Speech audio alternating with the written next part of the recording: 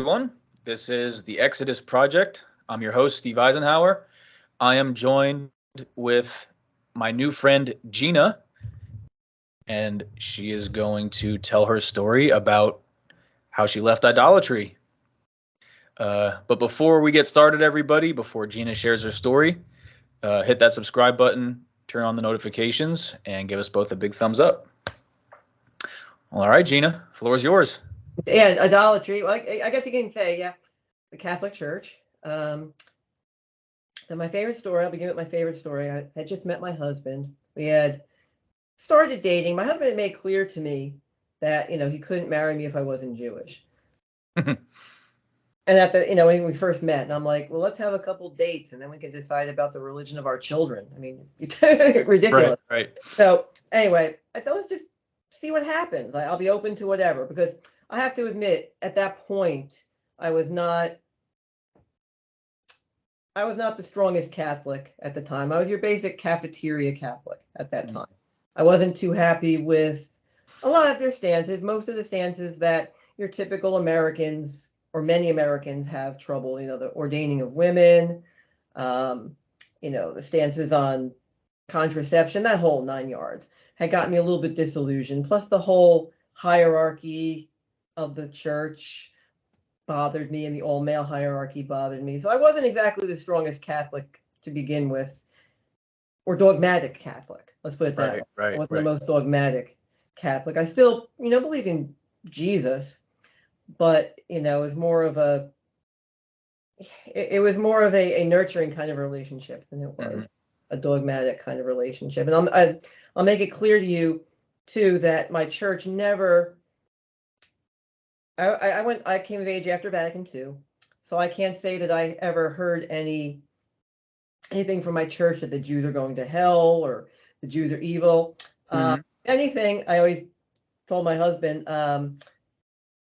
if anything, I always thought about the Jews that they were okay with God, but they do things the hard way. It's like they do things the hard way. They have to follow all these rules. They have to fast. They have to, but that's okay. That's their way of getting to God. But boy, all we have to do is believe in Jesus, and we're fine. So the Jews are okay with God, but they kind of do things the old-fashioned way, the hard way. That was my impression of Judaism. Anyway, so my story was, he takes me to synagogue for the very first time, and Rabbi gets up, gives his sermon, and after he's done with his sermon, someone in the audience raises their hand and says, "Rabbi, I'm not sure I agree with you about such and such a point." And I was like, "You can do that here?" Right. Sign me up. Right. Yeah, the thing being, I'm an inquisitive person by nature. And the default position of any questions, especially to a priest, is, ask the question and accept what answer you're given. Right. No one would ever question a priest, especially in Mass. They might whisper a couple questions to them after Mass, but no one would ever question a priest in public, or question, once the priest said it, you got to follow it. Yeah. And here it was. I'm like, I think from that point I was kind of sold. Yeah, right. I said, I'm an inquisitive person by nature. I like to work things out. Even today, I always say my favorite part of Judaism can be summed up in one word, that being Israel, struggling with God. Life it's messy. There's no easy answers. I don't want there to be an easy answer. I want to struggle. I want to try to make sense of it all. I don't want someone telling me that here's an easy answer. Because life is not like that. Right, definitely, yeah. Life is complicated and life is messy. So that, and from that point, I embarked upon the conversion process. And my husband, that was almost 30 years ago. I think it was 30 years ago, actually. Oh my God. Right. And so, here I am today. So that was a lot. That sums it up. Giving up. The more I read about Judaism, the more I was able to gradually not so much break up with Jesus, but to just set him aside. Yeah. Like, it wasn't like a hard breakup. It was more like a fading away. Yeah. Right. More like a fading away. And fortunately, my family was very supportive. That's good. Yeah, they were. They in fact, my parents made a joke. They said, out of all three, they have three children. Out of all three of the kids, I would be the one most likely to do something like this. Which I'm not sure. Probably because I'm open-minded. Yeah, I'm probably most open-minded. My parents were accepting, thank God.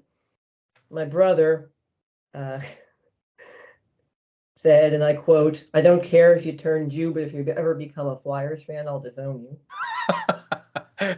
Yeah, and my sister was a little bit worried because she thought that it might, not so much about my eternal soul, but she thought it might take me away from the family. Oh, okay. Right. She thought I wouldn't be able to go to family events or Christmas events and that kind of thing. It would take me away, which never manifested itself. In fact, my mother always jokes that the one person she can depend upon for Christmas is the Jew. My brother and sister are married, and they have to split all their time at Christmas time with their families. And so I always joke, I have nothing better to do. I don't celebrate Christmas. Right. Here, but I go visit my parents a lot of times during the holiday, and just be with my parents and company, and with my son usually. And we don't go to church. We don't partake in any Christmas stuff, except maybe the traditional fish dinner on Christmas Eve, which is kind of an Italian tradition. Okay. At Catholic, the night before Christmas, they usually serve a big old fish dinner. Oh, really? Yeah, and not the scallops. Obviously, we don't eat the scallops, but we do. And they call it the seven fishes, so we enjoy that. And yeah, but thank God my family was very, cool. Even my grandmothers. I was shocked that my grandmothers didn't give me the business. Yeah. Very shocked that my grandmothers didn't give me the business, because my grandmothers were, much more old school back then. That could definitely be the hardest part about it, is just not knowing how the family's going to react. Even in my, I'm not a convert, and it's the Christianity I came from. The eternal soul issue is what comes up all the time. Right. You know what I mean? Yeah. So I'm very fortunate. You're very fortunate to have a family that was accepting of it. I'm extremely. I mean, I'm truly blessed that we have, even now, a mutual respect for each other's beliefs. Right. And I'm not out to. If they ask me, I'll tell them what I believe, but it's like they're not out to convert me. I'm not out to convert them. We have a mutual respect. We're all part of God's family. And we leave it at that. So they went to my bat mitzvah, my adult bat mitzvah. They all went, and which was terrific. So yeah, I'm very happy about that. That worked out. I think I'm one of the lucky ones. Yeah, definitely. I really think I'm one of the lucky ones, just in general with the whole experience. Right, and that might be one of the fortunate sides of, whether it be Catholicism or, just not the very fundamental evangelical Christianity. Yeah. Because, even with the missionizing aspect of things, you don't see the Catholic Church being the ones who do it. No, and no, no. You know what I mean? So they probably don't like Protestants. They probably can't stand Protestants more than Jews. Right. I mean, seriously. I hate that. I never remember. Honestly, I cannot remember a single time where I heard a priest say that the Jews are damned. And actually, I think when my mother told my priest, my childhood priest, he basically just said something. Well, just pray for her that she'll find guidance and peace. Mm-hmm. What he said to her, not try to convince her to come back. No, he just said just pray for her. Right. Whatever he meant by that, but which is cool. But yeah, so I mean, I'm sure there's some members of my family who think I'm in trouble, but they haven't told me to my face. Like, not my immediate family, but maybe like aunts, uncles, extended family. I'm sure out there there are someone, but so far they haven't said it to me. Right. So you really never felt, it's pretty evident you really never felt any of that abusive aspect that comes along with it. You never felt the ostracism or anything like that. That's great. That's awesome. You're the first out of all my interviews who hasn't. So I know and again, I'm not going to say mine is representative of all Catholics, but in this particular, for whatever reason, I was born into the right family in that regard, right. And I thank God for that, because I don't know if my husband could have handled that, because he, from his own perspective, like taking me away from my family, like I don't think he would be, been comfortable with that. Right. So it's I wish I could give you a more gloom and doom drama filled No, it's story. It's good, but a question I do have is 30 years post conversion, you've been practicing Judaism for 30 years now, is there anything like looking back at Catholicism that kind of just like turns your stomach a little bit? Well, again, I think what turns my stomach in Catholicism is what's turning everybody's stomach right now. Is when faced with, well, a couple of things. Like, I'll start with the scandal. Mm-hmm. When faced with a scandal, they cared more about protecting their hierarchy than protecting their children, than protecting their victims. Even my mother, who is still Catholic and still believes in Jesus, will no longer donate money to the church. Oh, wow. Yeah, the hierarchical structure of the church. She'll no longer donate regularly or any extra money to the church, except for maybe her, I don't even know if they have dues, and I don't know what they got, but she won't, to the archdiocese. She won't donate to the diocese anymore. I don't know if she'll donate to, because she's disgusted with the whole cover up, the victim blaming, and that whole then this will hit home. My grandmother, she worked in a assisted living home that was owned by the archdiocese, and it wasn't a full-fledged nursing home. It was basically senior citizens that could still get around. They just need a little bit of help. Yeah. You know what I mean? Mm-hmm. What the archdiocese did is, when all this came out, they cleared out the 4th floor rather than, these wayward priests going to prison. They cleared out the 4th floor of this nursing home and made it like this big giant apartment complex for these priests to live in. Right. So exactly. And there's even tons of Catholic apologists now, Bill Donahue, who suggest that, it wasn't abuse, it was homosexuality, and that kind of thing. We can't call it abuse, it was a sexual sin. No, it was abuse. So even if it was a sexual sin, that makes pedophilia okay? Well, no, they regard, you see, you got, I always, traditional, when it comes to sexual ethics, traditional Christianity, and I think traditional Catholicism too, treat, how can I put this? Treat abuse as a sexual sin and not a crime. Okay.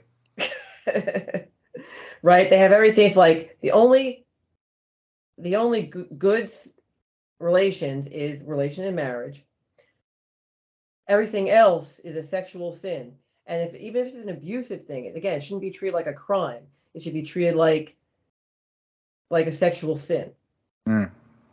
And that's not the dynamic that was in play here. Right.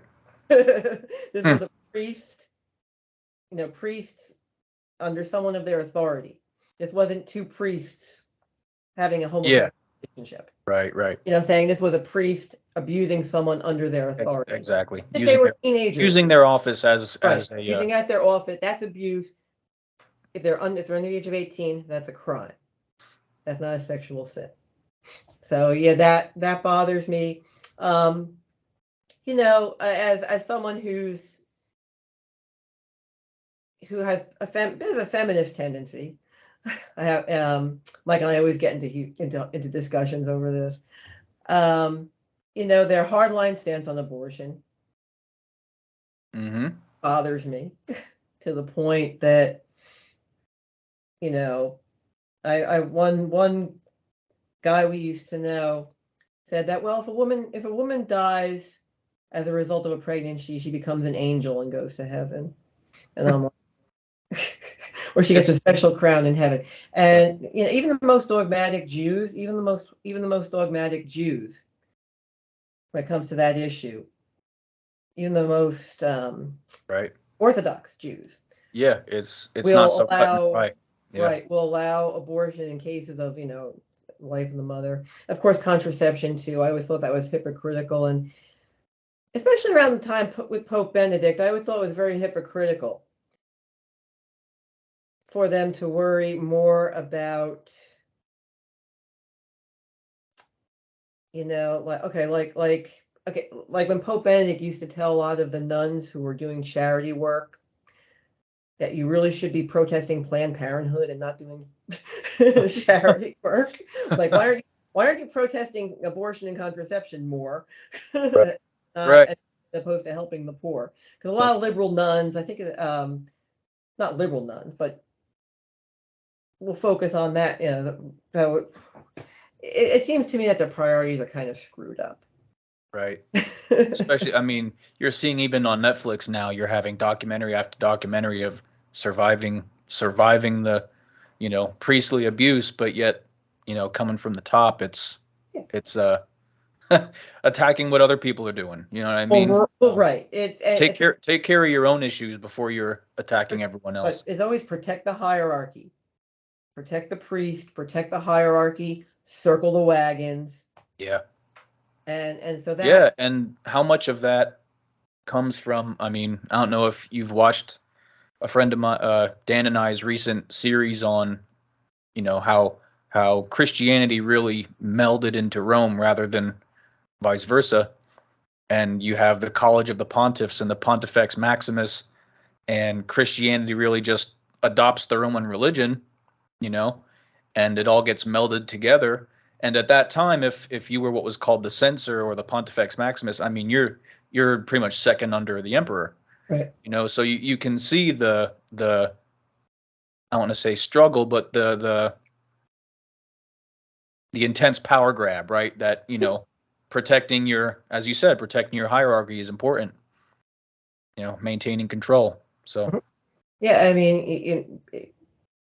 exactly. And so I think if there's one thing that bothered me then and bothers me now, it's the hierarchy not practicing what Jesus preached, really. The least of us, the least of you is someone who is being abused, or the least of you is someone who's being abused, and you care more about the abuser than you do the abusee. So. And it's sad you see that. Like I said, I came from that fundamental right-wing Christianity. Very authoritarian as well. Yeah, and it's a lot of the same stuff. The organization I came from, just within the last year, there have been about 4 or 5 pedophilia cases going on. Oh, the SBC, my gosh. with Yeah. oh no, I'm not Southern, but well, it's Southern Baptist too. But I'm the stuff that from the yeah. NBC is having It's loads everywhere. It doesn't of it. matter if you're Catholic, Protestant, Yeah. Baptist, Pentecostal, all of it. And the one, it was the music director Mhm. was having sex with a 14-year-old girl, um, exposing himself to her, like text messages all over the place.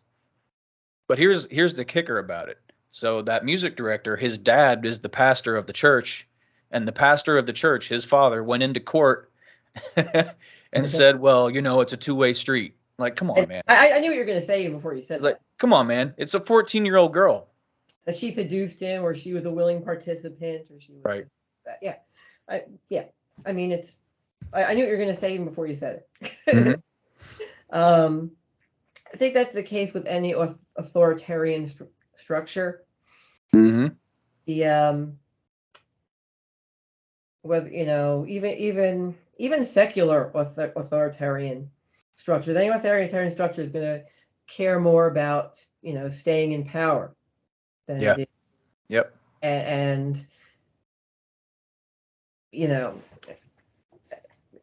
than it is actually serving as a functioning system. Yeah. So, and the thing with Catholicism, it's got the hierarchy built into it. Uh-huh. So Yep. unlike Protestantism, which ostensibly doesn't, but I know it does, but Catholicism has that hierarchy kind of built into the whole process. Right. So It's like this. It's the same idea. Like when the American Revolution, you ever seen the movie The Patriot? What's why take 1,000 kings 1 mile away than or 1,000 tyrants 1 mile away than one tyrant 1,000 miles away, right? Same idea, and that was the major one of the major issues with the Reformation, and its subsidiaries was you're going from one pope 1,000 miles away to 1,000 popes 1 mile away, right? yeah, Yeah. exactly. So. And so yeah, and as far as the theology, I always the thing that makes me chuckle though, I always love telling people this again, was it just neither here nor there, but it always makes me laugh. I tell people the only place you can read the book of Maccabees is in the Catholic Bible. Yeah. Yeah. You can't. It's not in the Jewish Bible, Mm-hmm. Protestant Bible, and which brings to mind another story. Sorry, this is the college story. This was back when I was Catholic. It reminded me of what you just said. I was a freshman, and I lived next door to this very fundamentalist Christian.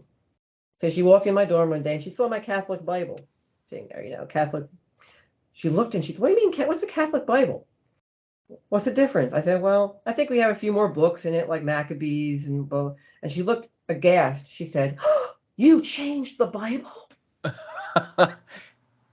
I'm like, we were kind of here first. Yeah. Yeah.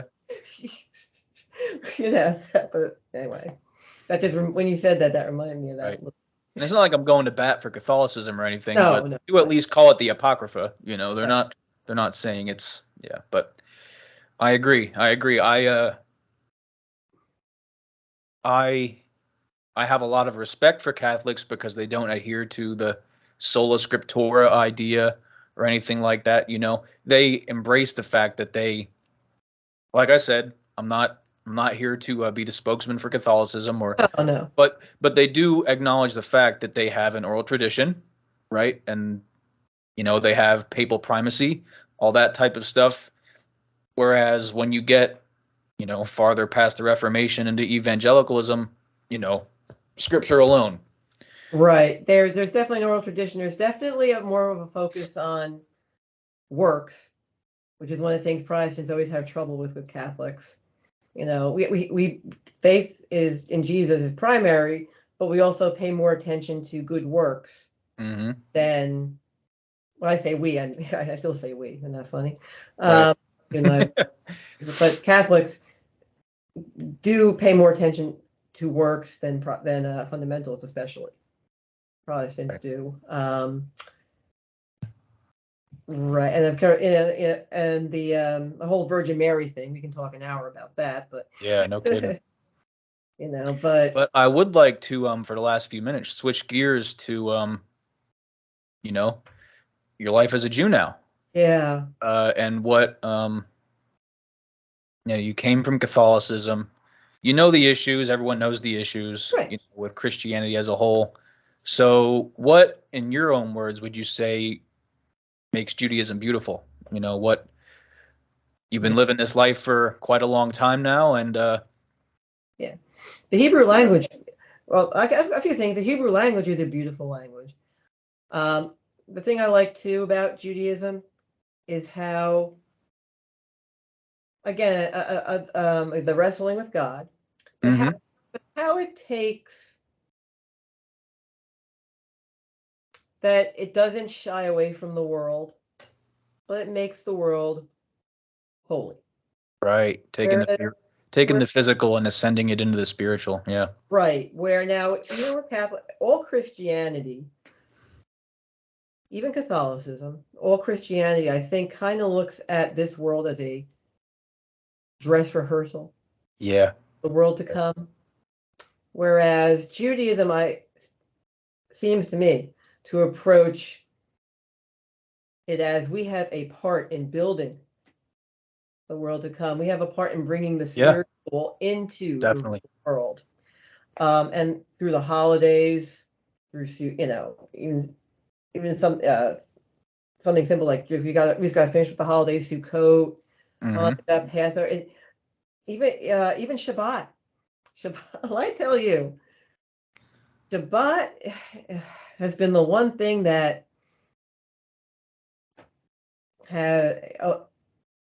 it's been transformative, Yeah. because I say, and again, I'm not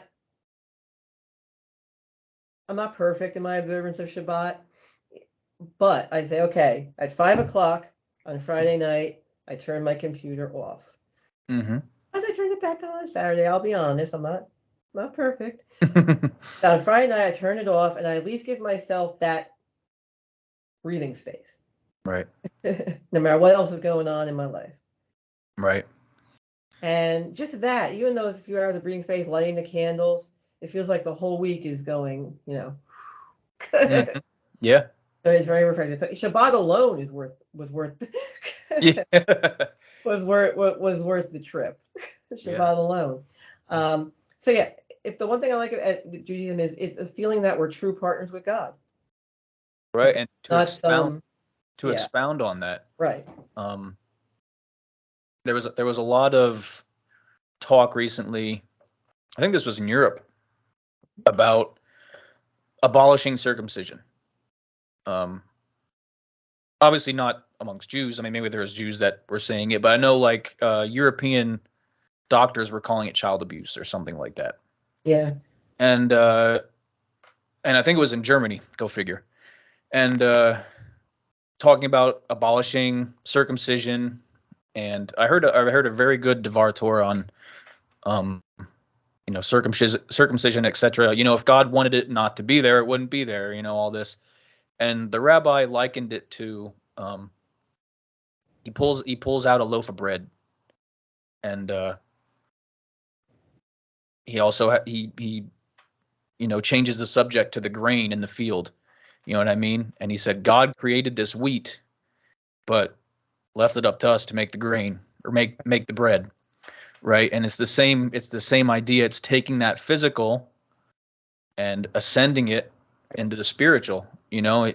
There's so many things where God wants us to be um, cohabitors of creation with Him, right?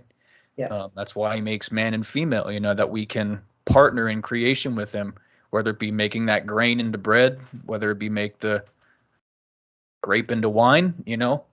And to me, it's so beautiful because I was so used to hearing, this world is evil. You got to get out of this world. Yeah. You know what I Yeah. mean? I was so used to hearing that constantly, and then the first time I heard a lecture like, we're the caretakers. God left it up to us to partner with Him and create and make the world a better place. And I was like, wow, Wow, that is just, it's so beautiful. It gives life so much more meaning. Yeah, because the Catholic is more like the more you suffer in this world. Yeah. Like it's almost like Catholics. Sometimes I think Catholics welcome suffering Hmm. because, especially when you're ill and everything, it's like because they almost think of it as something you're paying your dues Yeah. Right. for the next world Hmm. or something like that. Right, and I like how Judaism looks at the world as a work in progress, Right. not inherently evil, not inherently good, just a work in progress, and we're Mm. all responsible for doing our part and bringing about what we all hope for, the Messianic age. Right. Right. Yeah, and you mentioned suffering, Yeah, and if there's if there's one thing throughout history that the Jewish people are accustomed to, it's, suffering, suffering, unfortunately. but we don't go looking for Exactly. And it. We don't look for martyrs. it's meant to be a transformative experience, you know? And But I don't think we yeah. glorify martyrdom to the extent that Christians do. Oh, right, right. You know, Because I mean if you've listened to any rabbi's lecture about that topic, yeah, your life is central. right.